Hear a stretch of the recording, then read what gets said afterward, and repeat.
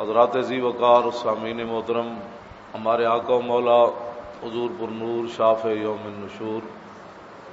صلی اللہ تعالی علیہ وآلہ وبارک وسلم نے ارشاد فرمایا کہ تین چیزیں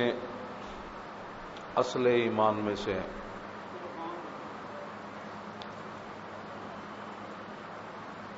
پہلی بات آپ نے فرمایا کہ کسی بھی گناہ کی وجہ سے ہم کسی مسلمان کو کافر قرار نہیں دیں گے، بڑے سے بڑا گناہ بھی ہو تو اس کی وجہ سے کسی مسلمان کو کافر قرار نہیں دیا جا سکتا۔ گناہ ہو، گستاخی نہیں بات کر رہا، ہاں اس بات کا فرق رکھا کریں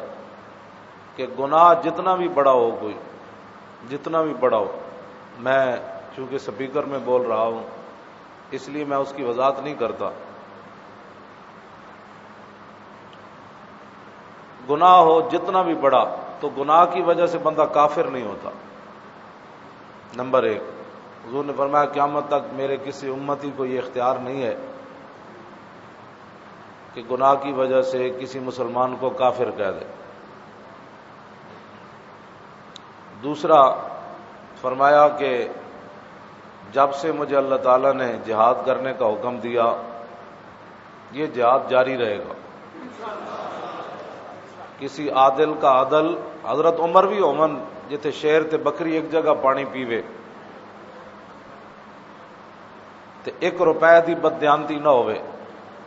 تے فرمایا کسی عادل دا عدل اس جہاد نو منسوخ نہیں کرے گا۔ یہ بڑا ہو گیا، عمر دی سلطنت 35 لاکھ تے پھیل گئی، ہن جہاد بند ہو جائے،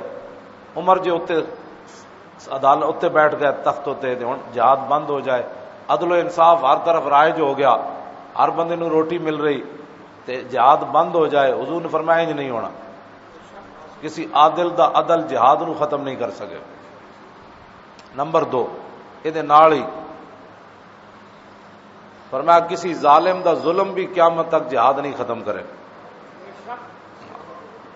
اے دوسری بات حضور نے فرمائی، جتنا بڑا بھی کوئی ظالم آ جائے قیامت تک،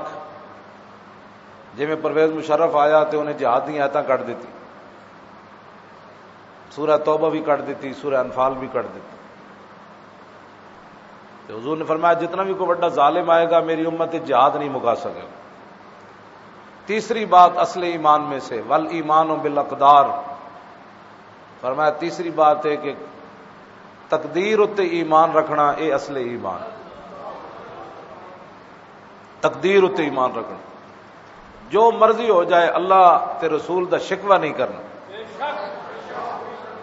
اینج ہوندا تے اینج ہو جانا سی، اینج ہوندا تے اینج ہو جانا سی، نہ میرے آقا نے فرمایا یہ لفظ لو جو ہے نا، لو کہ اگر ایسے ہوتا تو میں ایسے بچ جاتا، تو ایسے ہوتا، حضور نے فرمایا یہ شیطانی دروازے کھول دیتا، آخر اگر مگر کہتے کہتے انسان پھر اسلام سے ہی چلا جاتا۔ یہ 3 چیزاں اصل ایمان ہے جو حضور نے فرمایا۔ تو جڑی میں آیت پڑھی ہے سورہ تحریم دی 28 سپارے دا آخری رکوع دی جڑی میں آیت پڑھی ہے، ادھے اللہ تعالیٰ نے فرمایا یا ایھا النبی، اے غیب کی خبریں دینے والے،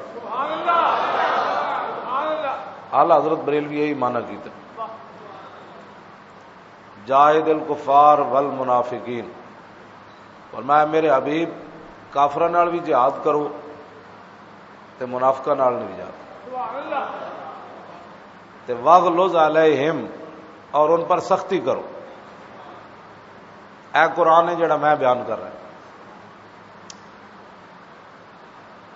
کافراں نال جہاد کرنا ہے کہ دوستی رکھنی، تے جڑے اندر دے منافق ہون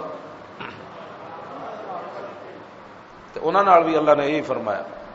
یا ایھا النبی جاہد الکفار والمنافقین، معطوف علیہ تے معطوف، جڑا معطوف علیہ دا حکم ہے وہی معطوف دا ہے،